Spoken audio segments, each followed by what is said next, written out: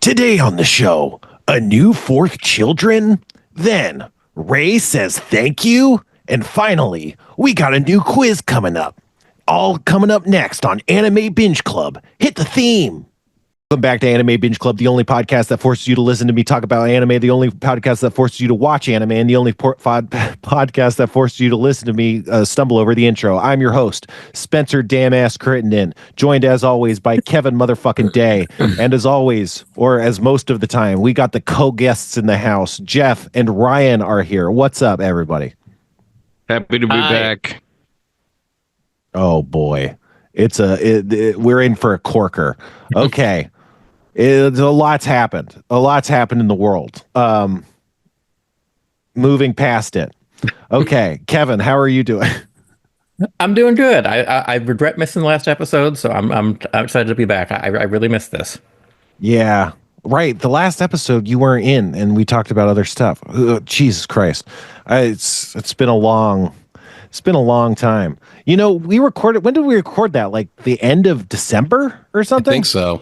Yeah, it was in the can for quite a while. Yeah, I was in the can for quite a while. That's right. I'm diabetic. I'm constipated, folks. Not diabetic. I was thinking of diuretic, but that's a whole different thing. Anyway, Jeff, you go talk. What's up? Like what I've been up to? Or whatever. I don't know. I had to evacuate town. Damn. You know, that kind of thing. So I have my whole fire bullshit, but like things are finally getting back to normal. I'm taking care of my brother's dog still because his family can't go home until they like change the insulation because they were so close to like fire. Jeez. That it was deemed unsafe for the kids and stuff. But what happens everybody's safe. What happens to the insulation? Does it like melt or something? I guess it gets like infused with whatever the toxins are in the air. Smoke. In the bad smoke and ash. Yeah. It smells, and like I like inspected my attic. Luckily, it's nothing like apparently was going on at his place, which is like less than 5 minutes from me. But I guess they got an inspector in there and like just like as soon as they walked into the attic, like everything was covered in black stuff, whereas that's not the case at my place. So. Yeah. How's your banana tree? They survived, I think, but they was mostly damn near destroyed by the wind. Yeah, they're looking pretty rough. They still have like 5 fronds each hanging on tight, and they're shredded though, and they're like leaning over, and there's still a lot. Like it hasn't like entirely become black. Like there were chunks that broke that became black within a few days or whatever as it like lost its water source, but most of it, I think they might recover, and especially as it gets warmer, they might start throwing out new leaves. Hopefully. Yeah. What about you, Ryan? Man, I've just been keeping the darkness at bay by watching teenagers on YouTube discover Dark Side of the Moon. It's like a whole you can watch all day long. You can watch people listen to Pink Floyd for the very first time. How do they feel about it? They love it. Okay. They regularly say it's changed their lives. They look shocked when it's done. And then they say things like, wow, this was recorded before my mom was born. It's just great. It takes me back. Yeah, that's great. Good stuff can resonate through the generations, I guess. Yeah. I wish I was on the dark side of the moon. You know what I'm saying? Well, he could be, man. Damn. There is no dark side of the moon. And you're blowing put on the record on YouTube. There is no dark side of the moon? No, not to be all Neil deGrasse Tyson about it. What do you mean? There's a whole moon. There's a far side of the moon, but that gets bathed in light half of the sun hits it half of the month. But when we say the dark side of the moon, you know what we're talking about, right? Dude, I didn't even know that this was a thing people even assumed. Is that when you say the dark side of the moon, you're like there's people that assume, oh, that's a static part of the moon that just stays the dark side the whole time. That's not even something that ever entered my mind. Well, I guess there's a lot of people who believe that. Yeah. Thank you, Kevin, for the backup. I'm not convinced there are a lot of people believe that. I think there's a bunch of assholes who say that so then they can point out that those hypothetical people are wrong. Well, I think That's what I think.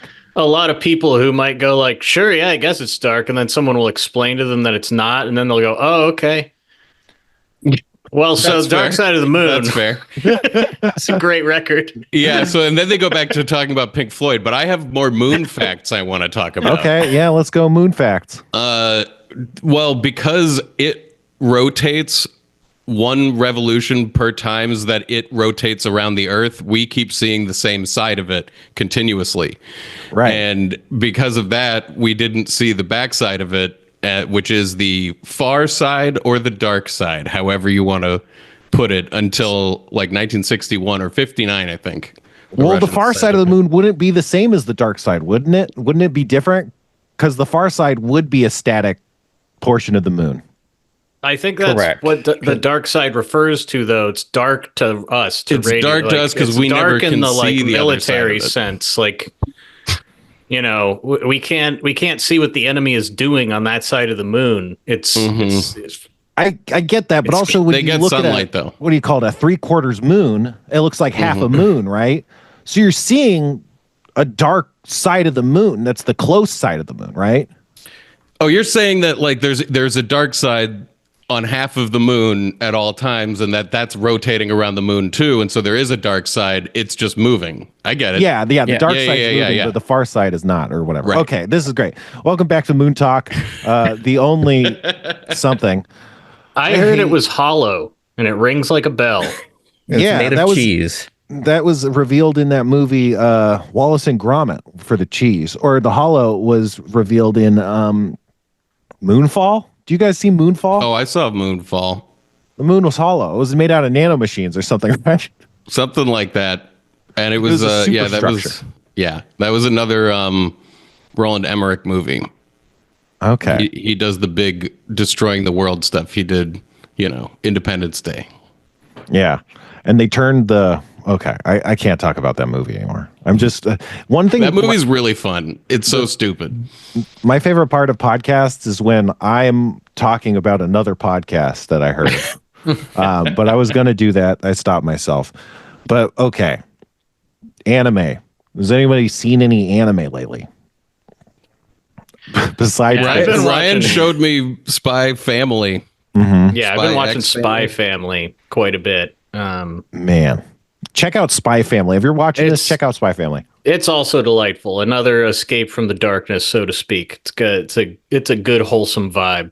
Yeah, it is. It's really wholesome for sure. I'm like 5 episodes in, and I am blown away by every part of it.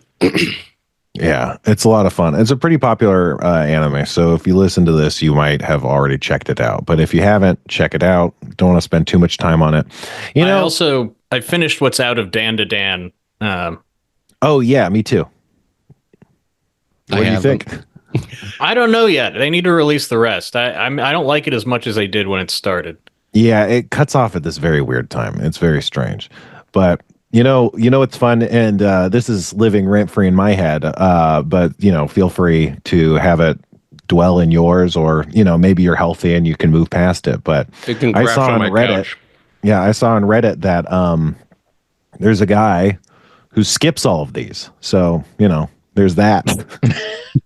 Doesn't listen to any of the anime episodes. So if you're not listening to this, hello. I hope shout out to that guy. Yeah, shout out on all the Moon Talk. Yeah, exactly. That's the thing. That's what you miss when you skip all these episodes. You think, oh, they're just going to talk about anime. No, we're talking about banana trees. We're talking about fires. We're talking about the fucking moon. Oh boy. Okay. What have I watched? I watched. There was this one that I watched. Oh, Oshi no Ko. That's such a weird one. And Eminence and Shadow. These are both weird animes. The kind of animes that I don't think I would talk about watching if I didn't watch on a podcast. But Oshi no Ko is about this really famous. What do you call it? Idol. Like Idol. It's like a Asian kind of pop star thing. She's an idol, and she gets murdered. And at the same time she gets murdered, her doctor gets murdered, and her doctor is like delivering her babies. She has a twin babies, and also a cancer patient or something gets murdered. And the doctor and the cancer patient get reborn as her daughter, as her twin children. As she, oh wait, no, she dies later. Actually, they die first, then she dies. It's this whole thing. And so it's about them kind of growing up in like the Japanese Hollywood scene, basically. And the guy is trying to find out who killed his mom, who is his patient, who he delivered her babies. Very strange. And Eminence in Shadow is an isekai, which is, a guy who goes to another world. And that's about it's a very isekais are usually about really overpowered protagonists, and usually they die in the normal world and then they become overpowered.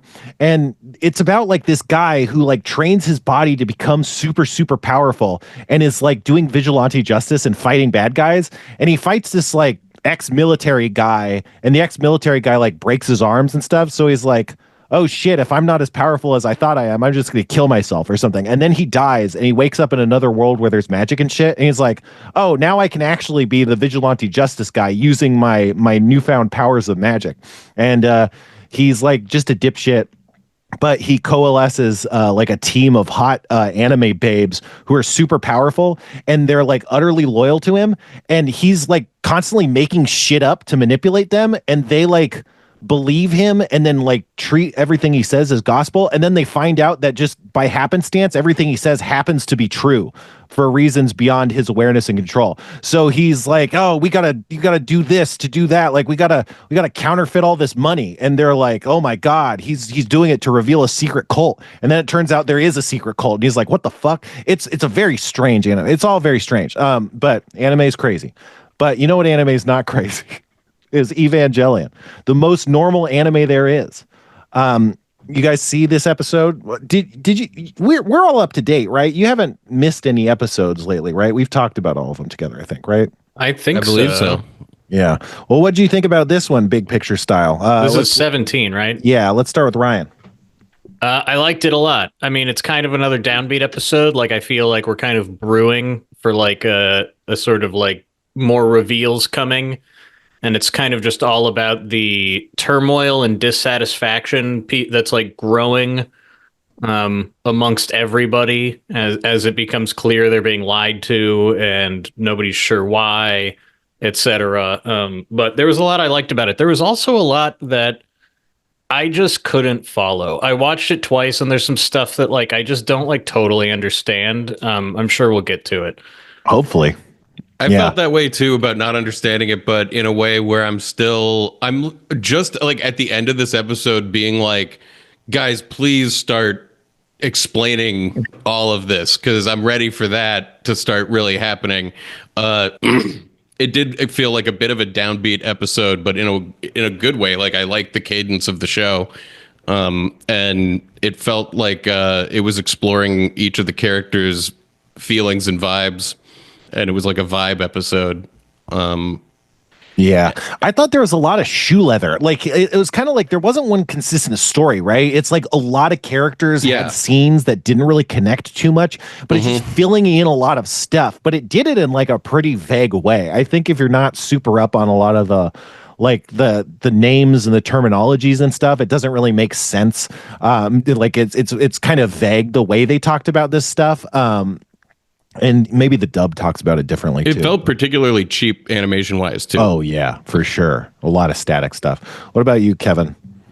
I mean, yeah, I agree. Like, it felt like there were a lot of not very well interconnected stories that I was hoping was going to all come together at the end and kind of didn't, Like, Ray somehow both seemed more broken than ever, but also starting to maybe pull things together a little bit towards the end.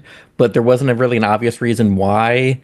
All three of the kids all seemed to be kind of like going crazy in their own separate ways that had nothing to do with each other.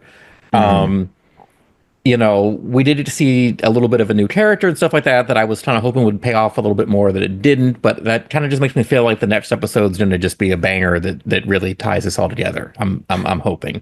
Yeah. I felt like it was disjointed in that way. Like it wasn't really an episode in its own right. It was like a bunch of threads that were taking you from the previous events to this next chunk.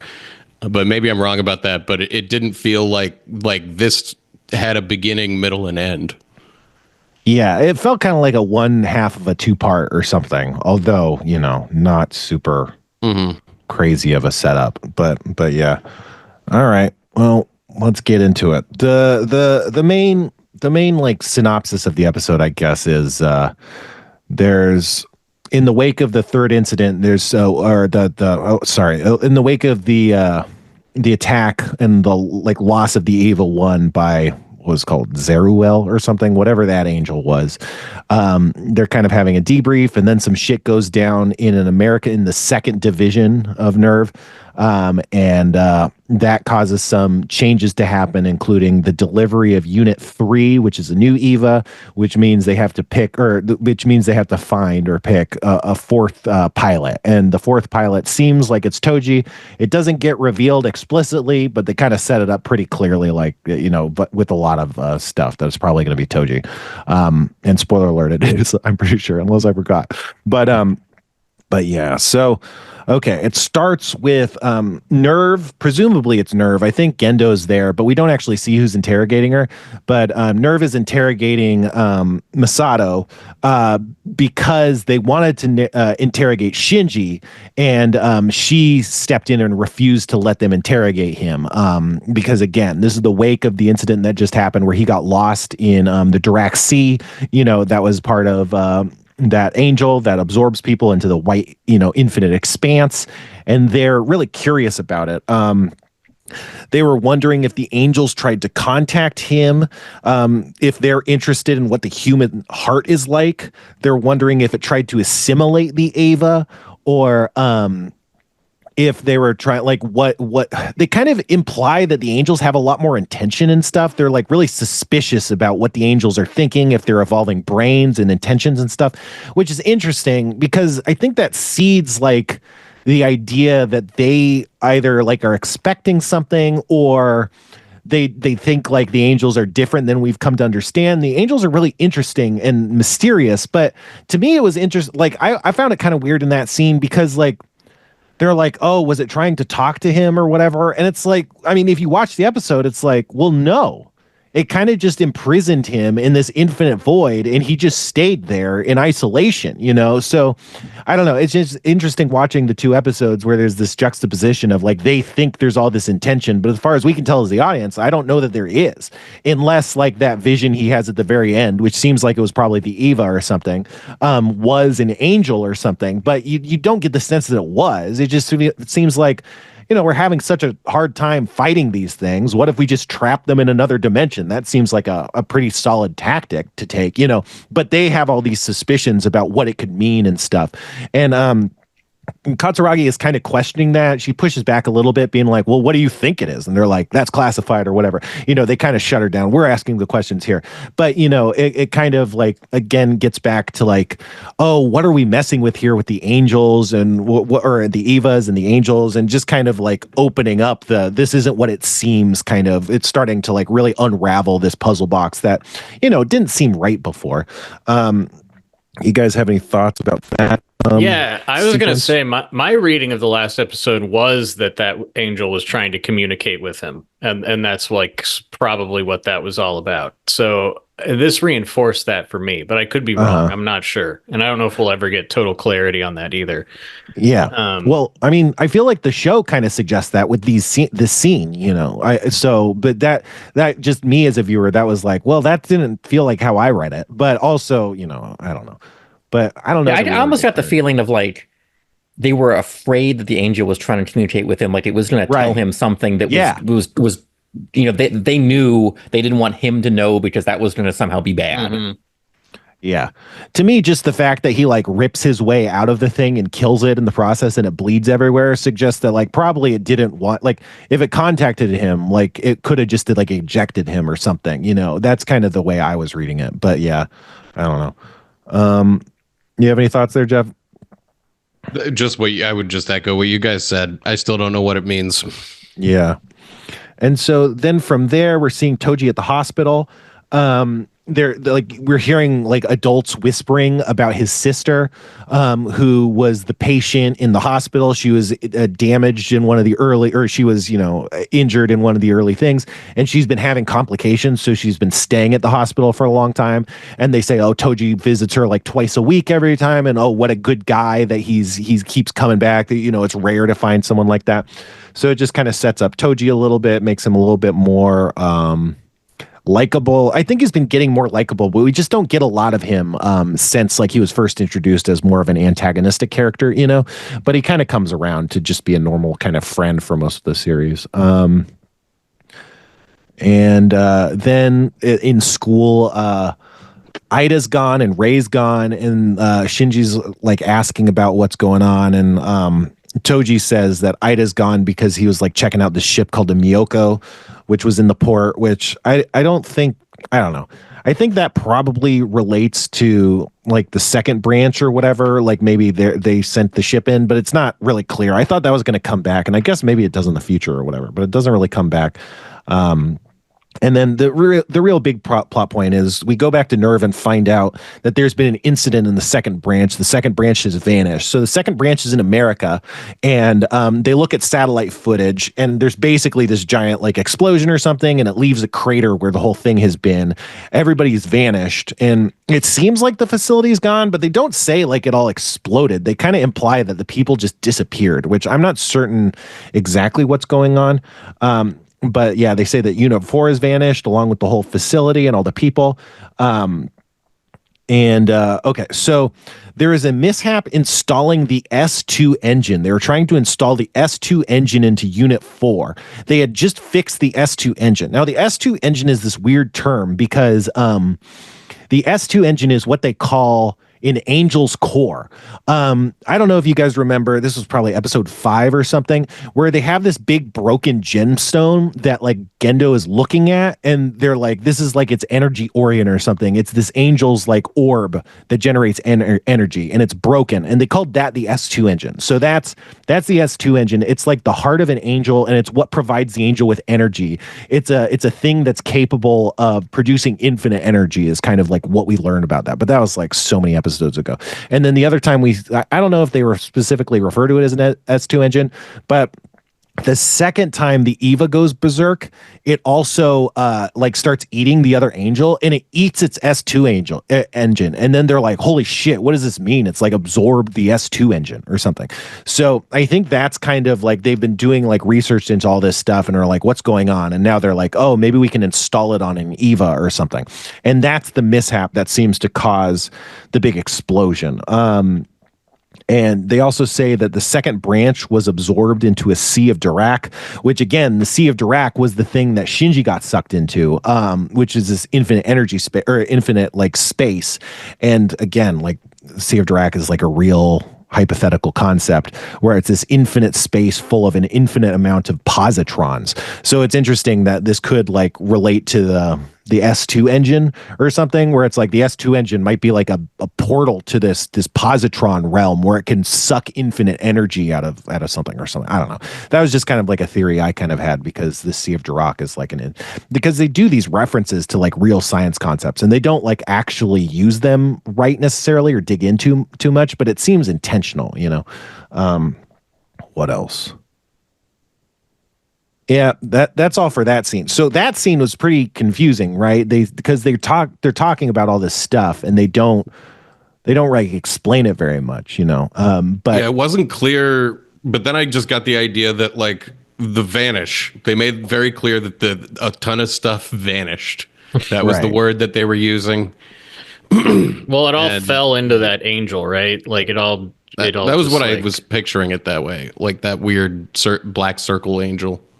Well, that's the thing, is that the black circle angel connects to the Sea of Dirac, but they didn't say that it was an angel. So it might have been an angel that we didn't know about or something, but presumably it's the same kind of phenomenon. It just like manifested in some unknown way. But this would have happened after the angel died. So unless it's a new angel, then it wouldn't have been. So they're not, because I thought they were just talking about the damage from last episode, like where the whole like chunk of the city like fell into the angel. and all that stuff and just like sank. Are they talking about something we haven't seen?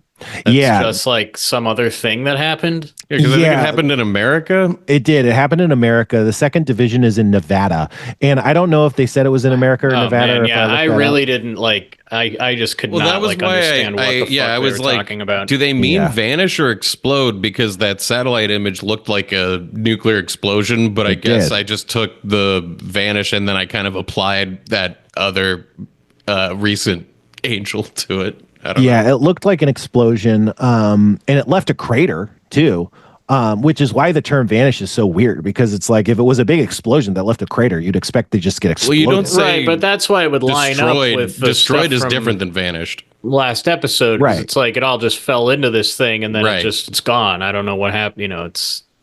Yeah, and they mentioned the Dirac Sea too, which is the first time they mentioned it. It was the last angel. Yeah. So I mean, it definitely makes sense. In terms of seeing it, the only thing we really see is before that scene, we see like a map or like a globe or something, and that on that globe there's like a red circle, and I think we're to believe this is someone looking and seeing like, oh, over at Division 2. Shit is going down. What's going on? We've lost contact. And then it cuts to them like discussing what has just happened, which they've done that a few times where we don't actually see the thing, but they're just talking about it. You got to imagine that's money saving stuff. Or, I mean, it probably plays into the mystery, but I feel like if they could have afforded to, you know, show it, they probably would have showed a little bit more, but who knows?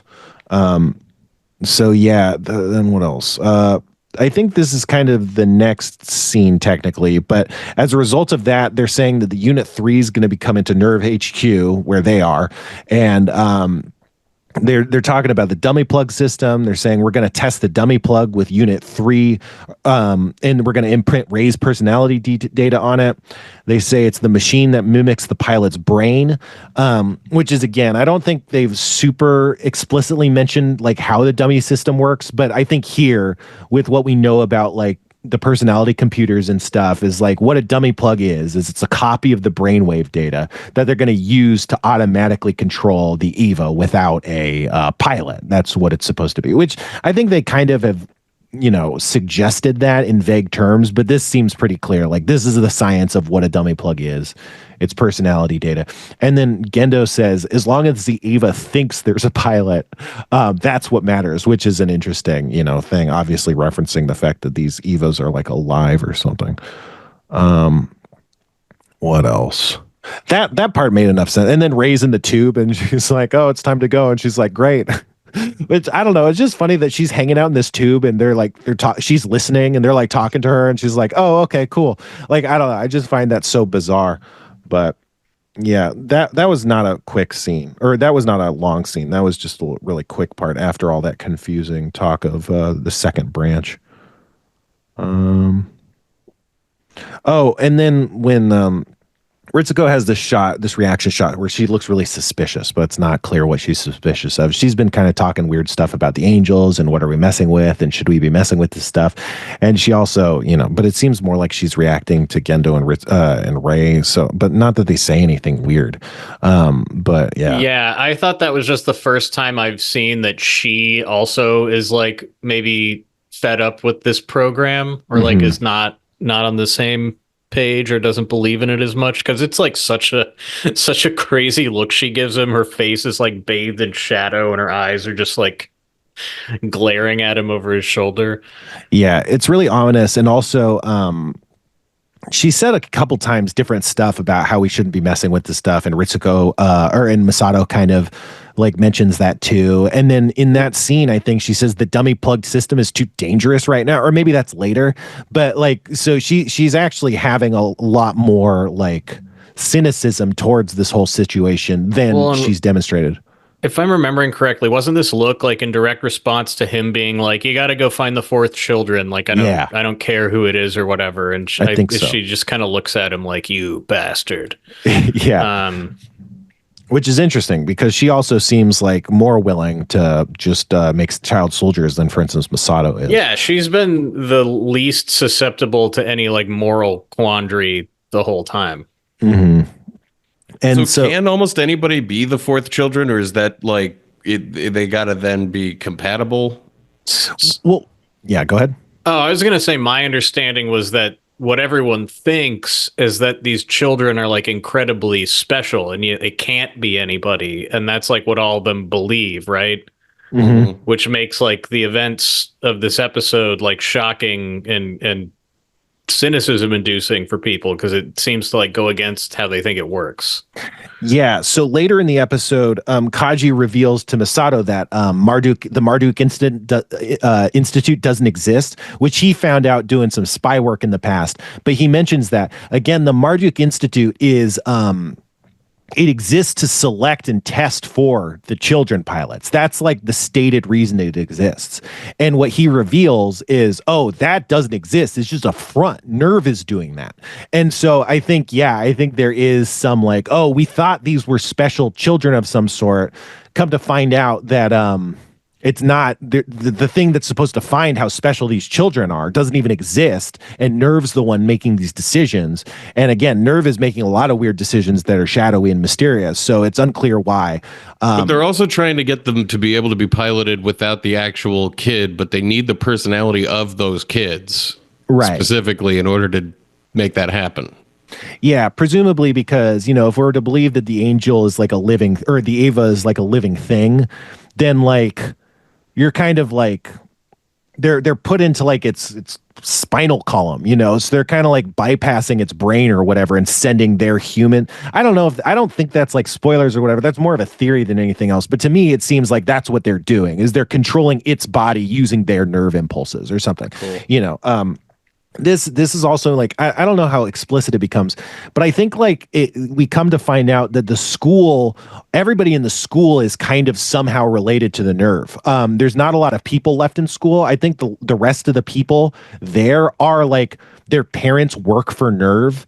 Like we find out that Ida, his dad, knows all these crazy rumors about what's going on at NERV, and he's asking Shinji questions, and Shinji's like, I don't know what the fuck you're talking about, but Ida knows a lot of stuff that's like actually secret that shouldn't be leaking, and he's learning it from his dad, which means his dad is like working at NERV and learning about this stuff and telling him, so I think there's an extent to which like maybe anyone who's like a candidate outside of Asuka or whatever like is in this kind of area, and they're there to protect them. That's why they're there in this like safe city or something. I'm not super clear how like relevant that is or whatever. I don't think it's like this like crazy reveal. It's like, holy shit, this school is for NERV or whatever. But I think that's kind of like what we're also coming to believe. To me, that's what like Ida's reveal kind of is, because we think he's just like a normal like military history fan, kind of. He's just into ships and airplanes. And it's like, no, he actually has a connection to what the government has been doing all this time. We just haven't learned that about him. And the fact, too, that he was the one that was asking, hey, can I be a pilot next? Which at first was like, well, that's crazy. You don't get to pick. It's picked for you. But then when he does this whole info dump of things that Shinji didn't know about that were all secret, that made me wonder, wait a minute, maybe this really is all a sham. Like there is no secret sauce that these three kids have, and they are just randomly picking kids that they think can do it. Yeah. Because unless they did like brain scans of Toji before, picking him as a pilot, the main criteria seems to be synchronization rates, right? So like they wouldn't necessarily know that he had synchronization. And anyway, we're not, I guess, technically not supposed to know it's Toji yet, but whatever. It makes sense that everybody is working for NERV, because I had been kind of wondering, like, with these apartment complexes that seem to only have like a handful of people in them, like what is the nature of this city and why it doesn't seem like there's also school still happening. And it's like, oh yeah, it's like everybody's related to this project. Yeah, and I think in the very beginning of the series, they kind of make reference to the fact that a lot of the kids that were in the school transferred out. So like for whatever reason, there's not a lot of students left. There's just, this class and maybe a couple other classes, but it's not like a fully functioning school. It's just like the remnants. I just lost my notes. Okay. So the next scene that happens is like Incho, the class rep, she I think her name is Ancient. I might just be getting that wrong. I get Japanese words mixed up. It's cool. But she tells Toji that he's supposed to bring Ray's schoolwork to her because he has class duties, basically. And that's the thing that comes up a lot in anime is like certain kids are like take turns doing stuff like cleaning up the school, the classroom, and throwing out the trash and stuff. And so it's like his week, and it's also Ayanami's week, is what we find out. And so he asks, like, "Oh, why doesn't the girl duty officer take care of that?" And it's like, "Well, that's Ray, and she's out, so you got to do it." And you also get like she blushes, class rep blushes, which kind of indicates that she has feelings for Toji a little bit. Then Toji, she offers, like, she starts to offer like, "Oh, I'll go with you," but then Toji's like, "Hey, Shinji, come with me." And so, that's kind of how that goes. Oh, well, any other thoughts before we move on past any of this? Sorry, I feel like I passed through some of this stuff. No, I was just gonna say, like, I feel like we're entering like the second half, and the focus kind of shifts onto like, just how well adjusted this kid is, and how sad it would be to fuck up his whole life. Right? Yeah. Like, yeah.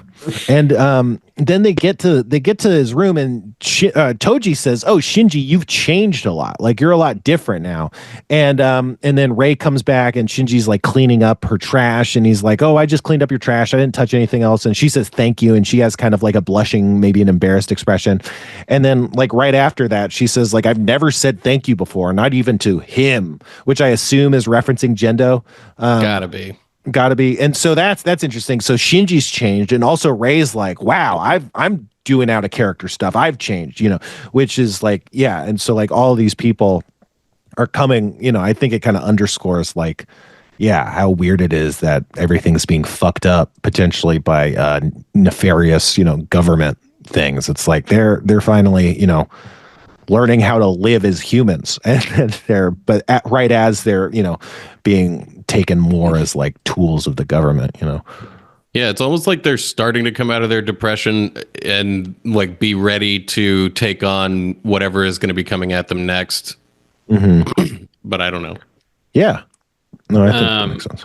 I really love this scene, the exchange between them where he tells him that he thought he was like a jerk or whatever at first, and then he's like, "But then you like learned the ropes and loosened up or whatever," and his reaction to this is just sort of like almost like he's a lower being. He doesn't understand the true nature of the world. I'm just gonna let him think whatever he wants about me. It's like he's like noted. He's like, "That's interesting that you think that about me. Like, whatever." Like, yeah, like he's been off in his own world, not involved with anything that's going on, just living like a normal school life. And to him, the reality has been like, "Whoa, Shinji was uptight, but now I know him and he's pretty cool." And that's like the level that has been going on. And he's about to just have so much shit dropped on him.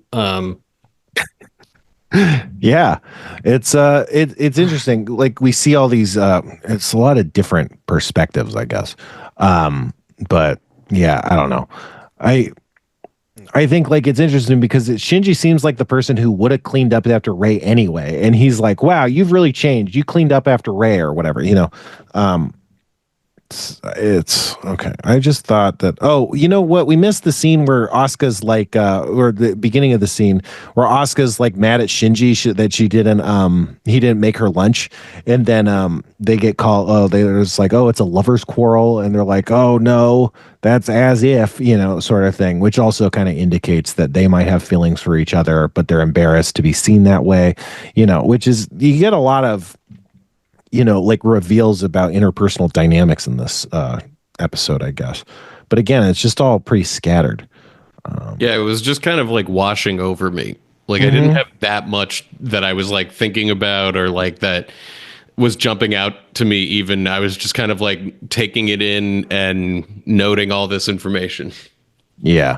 And so then Gendo's on the train and he's talking about, he's like, humanity crawled out of the Garden of Eden and now it creates its own. What cowardly, pitiful creatures. They're the weakest of life forms. He's saying all this weird, Sephiroth shit.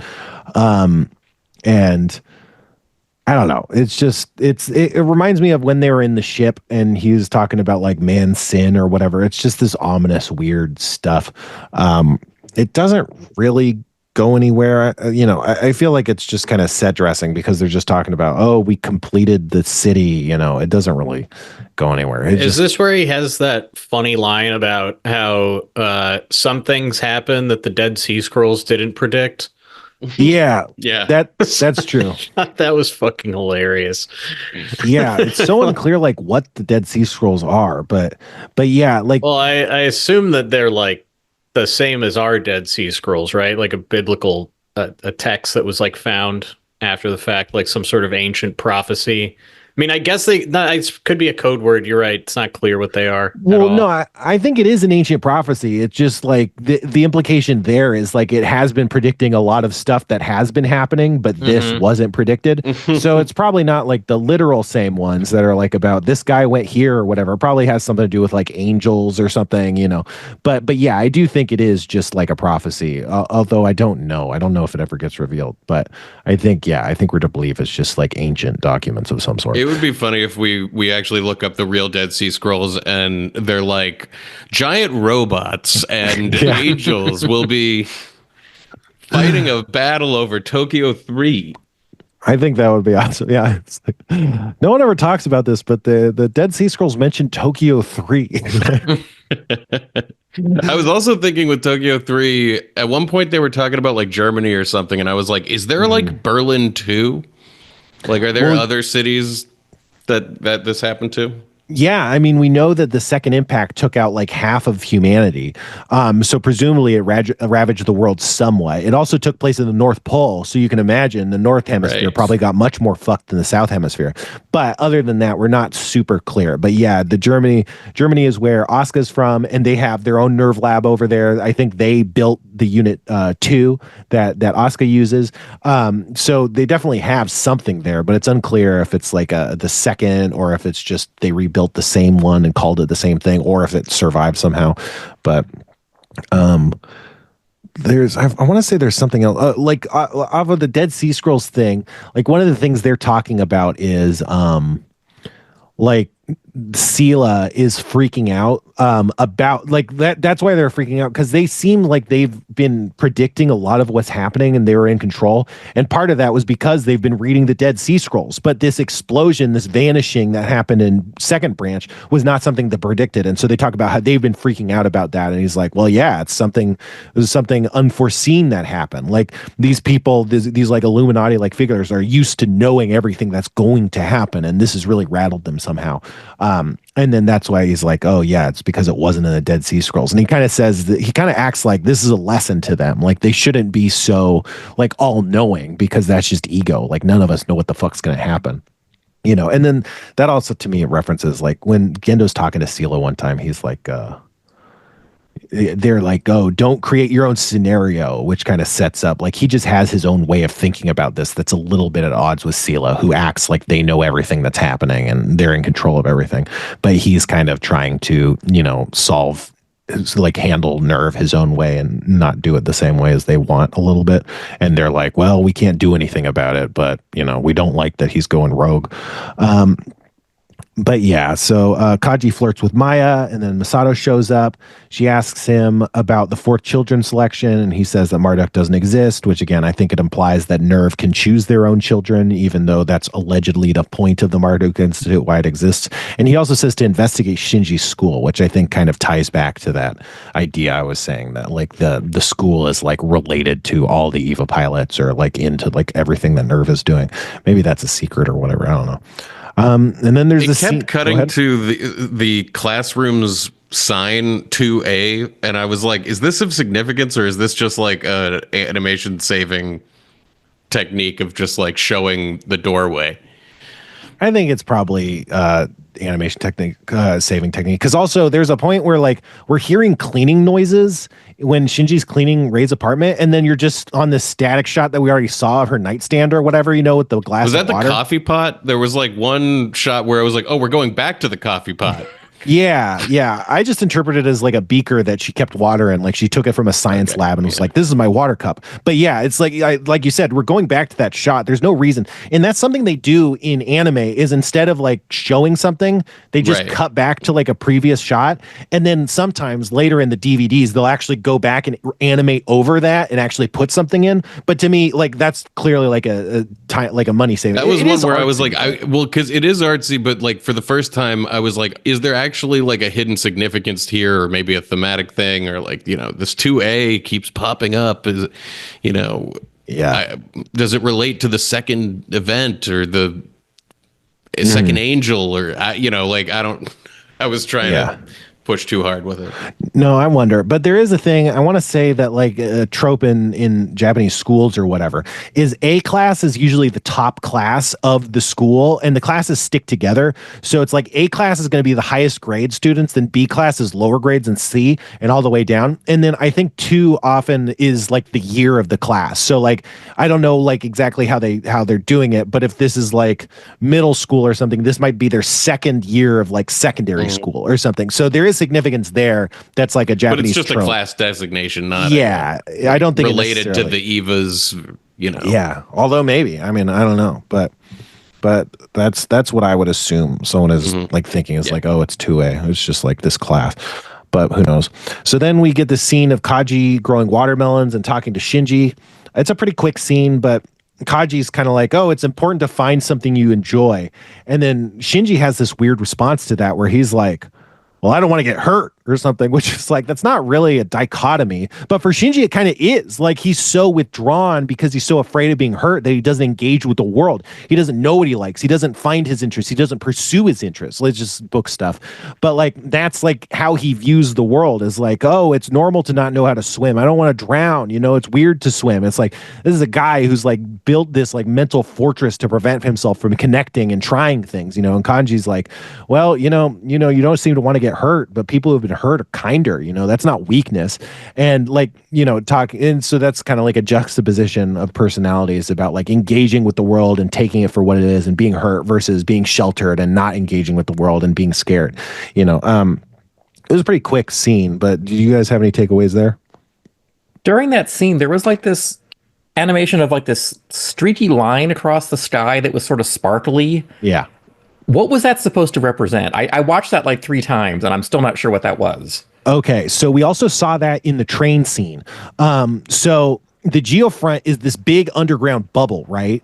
And so they were in the train above ground, and then they go through a tunnel, and then they're under the ground in the geofront. And my belief is that spiraling line is the way the train gets to the ground level. I was going to say, my brain read it as the train. Like, I know what you're talking about, and I don't know why I thought that, but my brain was like, the train is like coming down. Right. But we do see that it shot. Had to be something like that, but it just seemed like it was so far up into the sky that it was like, was this supposed to be like a missile launching going up in the background that they just were not acknowledging or what? But that makes sense too. Yeah, because in the train scene, there's a couple shots of it being underground in the geofront, and so you're in the train, you're cutting to that. It's basically the same shot you're talking about, Kevin, where you're seeing the line slowly moving, and then they cut back to the train. And then I think when that scene ends, it ends on a shot of the train there. And so I think and again, the geofront looks like it's such this huge space. It looks like it's above ground, but it's actually underground. So I think it's kind of like a match cut almost, that we're to believe like while they're coming down the train talking about this shit, Shinji and Kaji are talking about it like on the ground level at the melon garden or whatever, Okay, that makes sense. Yeah. It's a crazy show. It's hard to read, So Shinji gets sync tested. His rates are falling. They're like maybe because of the incident where he got captured. Then Toji gets called to the principal's office. Then we have that scene with Ida and Shinji knowing, like Ida's talking about all these rumors, trying to get information from Shinji, and Shinji's like, look, man, I don't know. And it's kind of interesting because Ida doesn't really believe him. He's kind of blown away by how little Shinji knows about this whole stuff, because based on that conversation, Ida knows a lot more than Shinji about a lot of the stuff that NERV's doing, And then he's like, man, I don't think this is like necessarily his thing, but he's kind of like, man, I know all this stuff. Like, I'd make a good, pilot. Like, you kind of get the sense he's like, man, why can't I be involved? Why does it have to be Shinji? He just seems like a normal kid. Like, he doesn't care about any of this shit, but I do, Yeah. Any thoughts on that sequence? It's interesting because I didn't think about it at the time, but they might be subtly telling us like that's why he can't be a pilot, because the other kid who's like much less interested in loftier things and would be less prone to wanting to figure out anything or ask questions like gets chosen. Yeah. Right. Yeah. So that I wasn't thinking about that till now, but like, yeah, that says to me that like because he's so interested, he would be a bad candidate to them because he's too like he would pry. Yeah, you gotta if you want this, then we can't let you near it because then it'll maybe even become too powerful or He's too smart, you know. Yeah, he knows too much. It's like, yeah, you can't have like these guys be foot soldiers, you know. Your IQ is too high to be a cop. But yeah, I could see that. So Toji comes back. He's in class late. He's like he's supposed to be doing his duties, taking out the trash and stuff. He's late. He looks sad when he comes back. And then class rep talks to Toji after class. She says something like Suzuhara is his family name, and she goes Suzuhara and then pauses and goes Kun, which is again Kun is an term of endearment. It's in a lot of like dating anime and stuff, it's like this big moment when like one of the characters decides to call the other character with the kun honorific or something. So she's like making this kind of not necessarily flirty, but this kind of revealing of her intentions, or almost like saying like I'm willing to take the risk of calling you kun, even though you might be like, hey, don't call me that, you know, sort of thing. And so she says that and basically offers to make him lunch. And she kind of puts it in the ball in his court, and he kind of is like, yeah, I mean, it's a waste, you know, you might as well make me lunch or whatever. So she kind of puts it on him and he kind of picks it up. But, you know, there's this kind of, he's really sad and detached, but he's like, hey, I'll take it. You know, this is a nice moment. I'm not like rejecting you. I'm kind of accepting your feelings a little bit. And then Asuka shows up to Kaji, learns that there's a fourth pilot. She finds out it's Toji, although it's not revealed. But she's like, how did they choose that guy? You know? And then we see Toji like really focused on a basketball shot, and then he makes the shot, which I don't know. That seemed like a really interesting shot. Like to me, like it kind of to me is like, you know, he's hardening his resolve or something. I don't know. Did you guys have a reading on that scene? That last final shot of him making the shot? It kind of just looked to me like he was sad that his life's about to change and he's just kind of going around doing something he enjoys, maybe for the, you know, I don't know, like it just looked reflective to me. He's definitely yeah he's just standing there on the court being like, holy shit, what am I about to fucking get into? I'm gonna sink this ball. Yeah, I'm gonna spike it. But okay, that's the episode. Final thoughts? Any last minute thoughts? I don't know. We're getting the answers. Yeah, we're getting to the point where not only are the lack of answers getting like vexing, but the inability of characters to discuss what they're doing with each other without us finding the answers out is like preventing things from being coherent. So I really hope next week is like a little bit more forthcoming.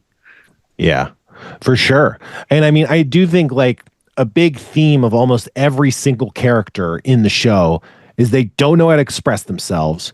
It causes tons of problems and is maybe partially responsible for why the world is so fucking fucked, you know, but it is getting to a point where it's like, man, none of these people know how to talk. They don't know how to talk about their feelings. You know, they don't know how to talk to each other. They don't, you know, they can only talk in vague generalities that don't really connect. They're always like, everybody's kind of monologuing past each other almost, you know.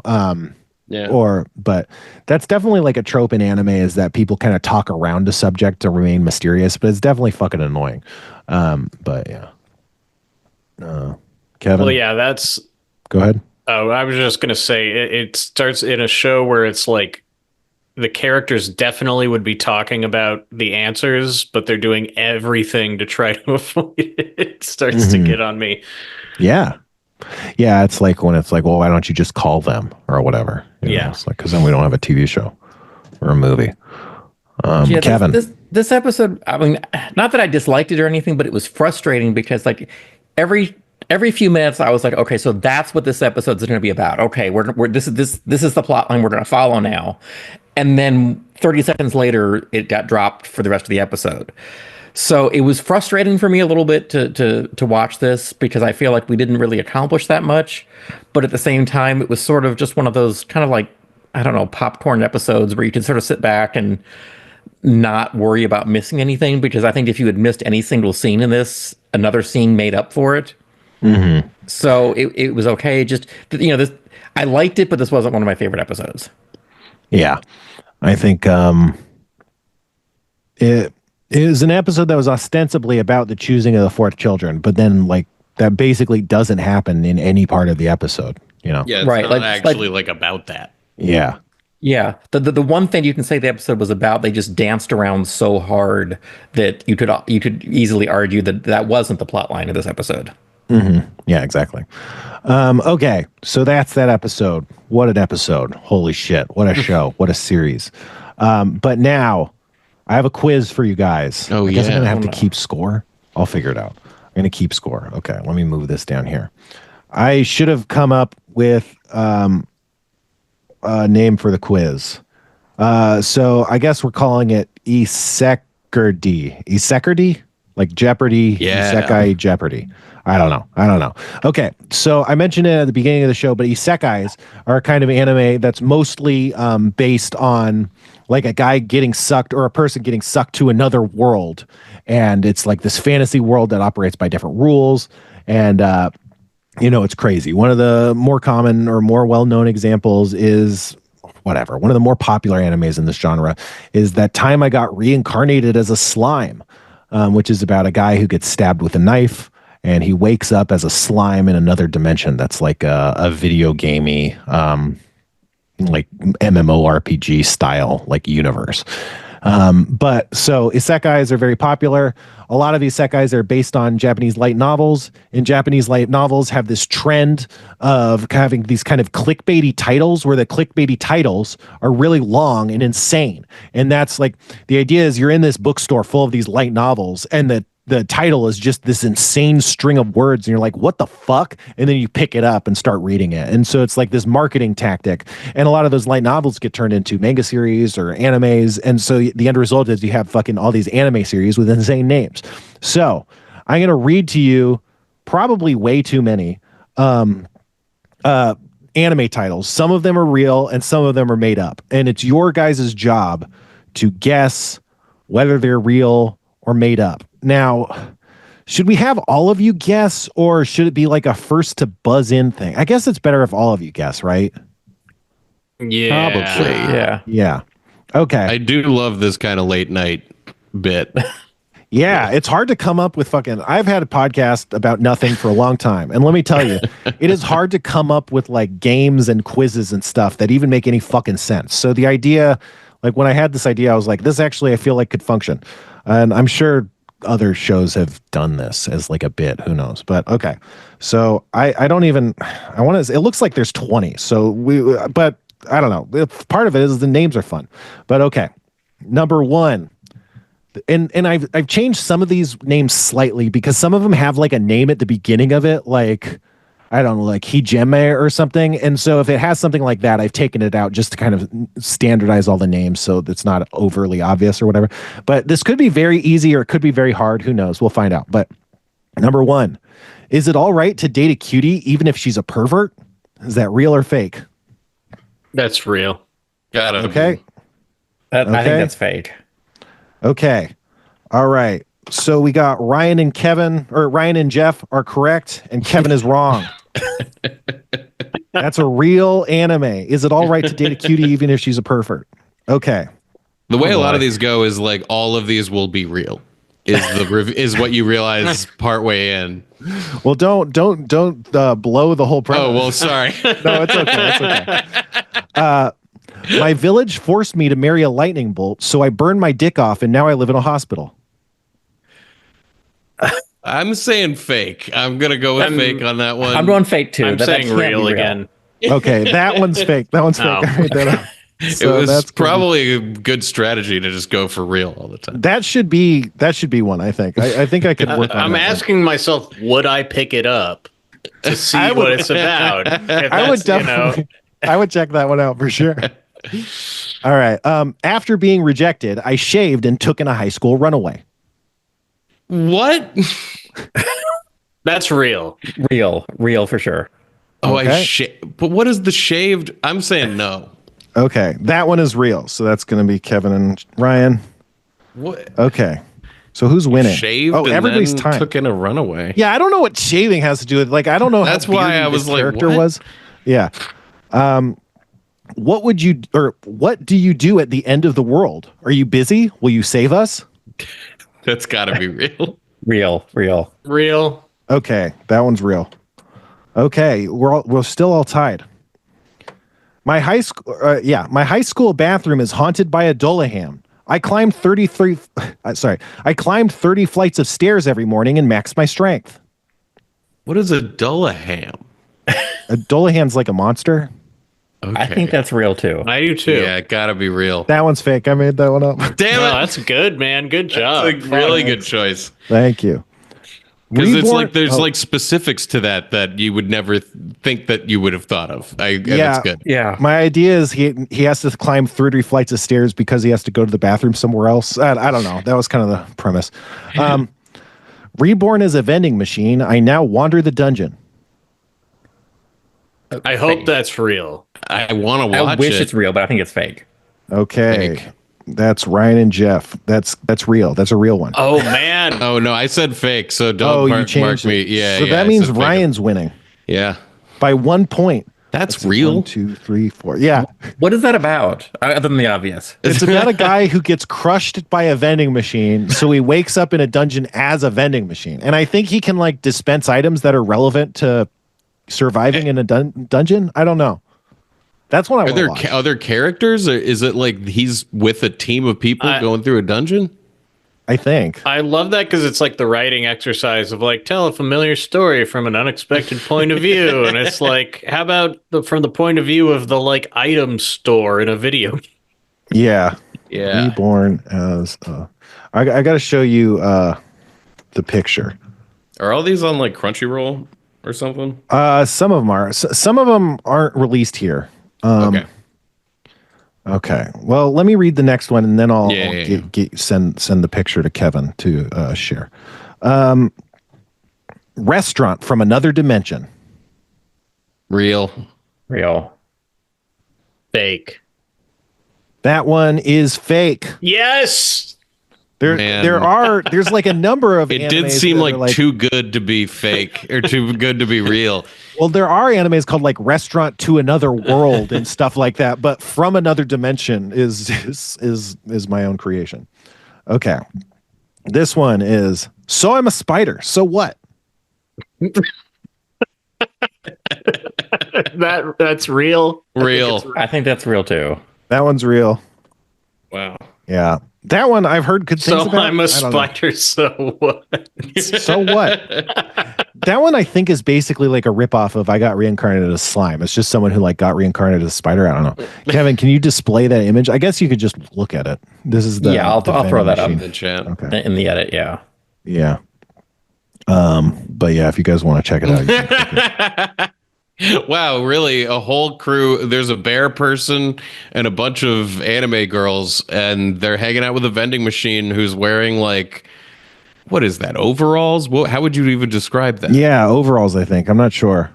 Or maybe like a bag. Vending machine has eyes. But what's crazy is you look at this image, and it still doesn't necessarily, you're still not convinced this is a real anime. It still doesn't look real. Yeah. It still does not look real. Fake. Yeah. It looks like an image somebody made, but you're telling me there's an entire television show that goes with this? Right, exactly. They could have just copy pasted other anime characters and then put eyes on a vending machine. I now wander the dungeon. Yep, exactly. I couldn't become a male goddess, so I moved to Osaka and opened a shrimp restaurant. Fake. I'm going to say fake. I'm saying fake too. Yeah, fake. That one's fake. And that's a joke that people make online. But on the joke, they say, so I moved to Hoboken, which I think is a bit too obvious. But hey, maybe not. Okay, my little sister can't be this cute. That's real. Yeah, I think that's real too. That one's real. Never watched that one. It seems like something that puts you in jail. The hero is overpowered but overly cautious. Fake. Oh man, I'm not convinced about my fake. It's a hard game. Real. I'm saying real. Fake. Okay, this one is real. This one's real. Oh, okay. Wow. Yeah. Okay. Yeah, it's about a hero that's overpowered but overly cautious, I guess. Wow. My best friend murdered me at work, so I'm a ghost who's cursed only to haunt women at the department store. Real. That one's fake. I made that one up. Damn it. That's good shit. Thanks. I think you should just like these. good fake. It's such a really believable. Yeah. They're weird. This is a weird genre. I don't know if this is technically a genre, but while killing slimes for 300 years, I became the max level unknowingly. I think that's fake. I'm going to say real. I think it's fake. Okay, that one's real. Wow. Oh, yeah. I'm falling apart here. I think Ryan is still winning by 1. I'm going to have to, put all these points together later. That feels right. Yeah. Okay. We're more than halfway done, but we got a lot left. I'm a high school boy and a successful light novel author, but I'm being strangled by a female classmate who's a voice actress and is younger than me. That can't be an entire show. That is a situation. But it could be an entire light novel. I think that's real. Just because I don't think Spencer could make that one. I think it's fake. I'm saying fake. That one's real. Whoa. Amazing. Yeah. Pick up a point for Kevin. Yeah, now Kevin might be tied with Ryan. I'll get through a few more and then I'll total up the points. All right. Exiled in a class trial for poor dexterity. Because he was dexterous, he lived on his own. Because of his dexterity, he was able to use all the skills and magic of the higher ranks, making him invincible. I decided to live on my own, but the people around me wouldn't leave me alone. Real. Fake. That one's real. Oh, fuck. Okay. When a dragon show, go ahead. It was just such a whole long intro one. to the book. Now my psychology is all fucked up because I'm like, one of them has to be fake soon. Oh, okay. Go on. I'm trying to. No, you got to go off your gut. You can't game it. When a dragon showed up, I was terrified. Now I'm the ultimate dragon lord of Midgard. Very tough. Very tough. Real. I think that's real too. Okay, that one's real. No, that one's fake. Sorry, I made that one up. I just have to remember which ones I made up. Okay. I don't want to get hurt, so I'll max out my defense. Real. Fake. That one's real. Okay, I'm going to total up the points. 1, 2, 3, 4, 5, 6, 7, 8, 9. Ryan has 9 points. 1, 2, 3, 4, 5, 6, 7, 8. Jeff has 8 points, and Kevin has 1, 2, 3, 4, 5, 6, 7, 8. Okay, so it's Kevin 8, Jeff 8, and Ryan 9. So I mean, anyone's in the game still. Oh, okay. Is it not? Okay. All right. Oh boy. I think I did that right. American Reincarnation Love Alliance. America was expelled to another world and reincarnated as a blonde-haired girl along with Japan and headshots monsters with her gun summon skill. What? The Earth's in danger and you want us to go back? Oh, too late. Die. That's real. Let's go with real. If not, make it real. Fake. Go with the fake. That one's real. I'm saying real. Oh my God. We're tied up. We're all tied up. Okay, let's see. There's I was like, it's so long, I can't tell. Yeah. That one's crazy. There's 6 more. I was a teenage outcast. Then a demon woman took me hostage. Now I'm on top of the world. Paradise. Real. Fake. That one's fake. Damn it. I went against my gut. That one could be real. The world's greatest singer just destroyed my house. Now I'm a roadie in another world. Fake. Real. That one's fake. Damn. I think Kevin's in the lead. Yeah. I just the word roadie just for some reason stuck out to me as not legit. I thought that would be the tell. Is I don't know what roadie would be translated into. Yeah, no, it would be something like musician's assistant. My reincarnation as a hot spring in a different world is beyond belief. It's not like being inside you feels good or anything. Real. That one's real, but I honestly am like, maybe this one's fake. I'm saying real with that because I don't think you would have written that. As well, and also just like the unmistakable but just completely alien sexuality of Yes. That's exactly. Okay. As a reincarnated aristocrat, I'll use my appraisal skill to rise in the world.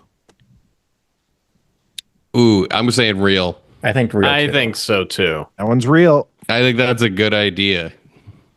Okay. I can see that being a show. Yeah, I actually kind of want to check out a couple episodes of that. I don't know. Yeah. Appraisal skill. That's like classic from like video games. You know, There's that's so like much reincarnation.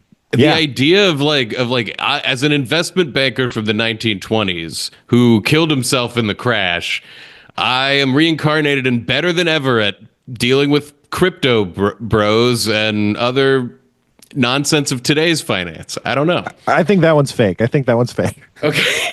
It's my Okay. I made it up. I made that one up. My wife is a Medusa, so I made my walls out of mirrors. Now the government wants me dead. Fake. That one I made up. Yeah. That's really funny. The government, just saying the government was just like too American. Too clever and too I don't know how many. Where's the story engine? I feel like it would be if you had said the authorities want me dead, I might have not caught on. Okay. All right. Now this is the last one. This one might be a little tough.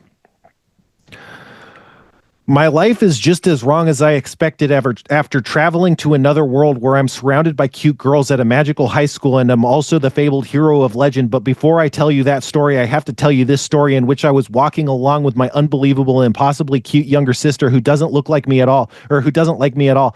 And she said to me it was my fault she wasn't popular no matter how she looked at it was as we walked to school together, and we stopped to look at a garden which had a flower whose name I don't remember, when suddenly a portal opened up to another world, and when I landed in a field and my face was buried in the largest pair of boobs I'd ever seen, and my sister hit me and called me an idiot while blushing, but then the girl I landed on saw the birthmark on my hand and gasped, and she grabbed my hand and I blushed, but she started dragging me away, and my sister got mad and chased us after us, and I asked where we were going, and she said she was taking us to Grimheart Magic School where she was the school president, and then I gasped because I was now in a magical world. And when we got to the school, which was in a giant castle, I asked the girl what her name was, and she said it was Akane Yusha, which I thought was a tad strange since she had blonde hair and blue eyes, and the entire aesthetic of the school seemed very ancient European, but I forgot all about all of that when she told me we needed to see the headmaster because she had been taught that the mark on my hand was the symbol of the reincarnation of the legendary dragon hero of legendary literature, and I said that was a cool thing to be taught because at our school the only book we learned was Atlas Shrugged, and she asked what that was, and I told her it was. I told her I was the book our society was based on, and I told her it was the book our society based its philosophy on a speech from, and she asked me to recite the speech, which I did, and the speech went for 12 years. You have been asking. For so much of that, I was thinking real. And part of that was that, like, you know, how could, you know, but I'm going to say fake because of Atlas Shrugged. That's where I was saying fake. You had me sold until Atlas Shrugged, and then I was like, there's no way that's real. Yeah, that's how I felt, more or less. So I'm saying fake. Well, this was said to be real, but I think it might be fake. I think it's like a weird... What? You don't know? Like, the people online said it was real. This one is just a meme, potentially. I think I'm but trying it to look it also up now. might be a real. I figured you were looking up like the longest name for an anime that exists, and that like that was it. And the fact that you were stumbling through it made me think like you didn't make it up. Osmo. It looks like it's been shortened to be Nagai Tataru, but I still feel like it's like a prank that's just like actually being perpetuated. On the American public. Yeah, like I think like there might have been an article written about it, but the article was actually fake or something. I'm not. Well, you will have to decide. Yeah. If it's real or not, Spencer. Do we, and then you can give the points accordingly. Well, didn't you all guess the same thing? Yeah, we all guessed We fake. all said it. So fake. I think Kevin technically wins regardless. Well, what an anticlimax. I can't. I don't know. That felt climactic to me, just watching you read that. Yeah, well, that's what I thought would be fun about it. But okay, that's our show.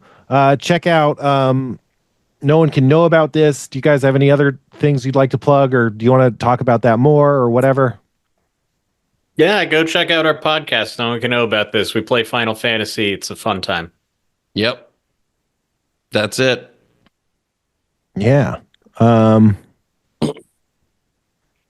Check out Spencer's Patreon. Jesus Christ, I almost missed. Yeah, that happens pod at goblinflakes.com, patreon.com/sixler. What about you, Kevin? Schrob Home Video? Yeah, just check out shrobhomevideo.com on Sundays, and we're trying to like stream all week now, so you can just come anytime and watch stuff at shrobhomevideo.com now. I think there's a link, but the link is either broken or fake, and that's the thing. So I think it's fake.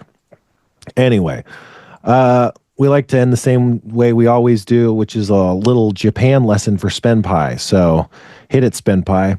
Hey, kids, did you know Japan has a law against making a gun and shooting Shinzo Abe? Goodbye. This is not an anime, but this is my favorite book. Just the title of the book alone, and then you read the description that the author wrote, which would have been perfect for this. Yeah, that should be. How to Goodbye Depression. If you constrict anus 100 times every day. Malarkey? Or effective way? I think constricting anus 100 times and denting navel 100 times in succession every day is effective to Goodbye Depression and take back youth. Denting navel? You can do so at boring meeting or in a subway. I've known a 70-year-old man who has practiced it for 20 years. That's the result. He has good collection. Interesting. I actually have a copy of this book. You have He it? is full of vigor, happiness, and joy. He has neither complained nor borne a grudge under any circumstance. Furthermore, he can make He can make fuck. He can make fuck 3 times in succession without drawing out. Yeah. Without drawing out. Well, I think that is... The whole book makes just as much sense as that description does. He also can like have burned a strong, beautiful fire within his abdomen. It can burn out the dirty stickiness of his body, release his immaterial fiber or third attention, which has confined to his sickness.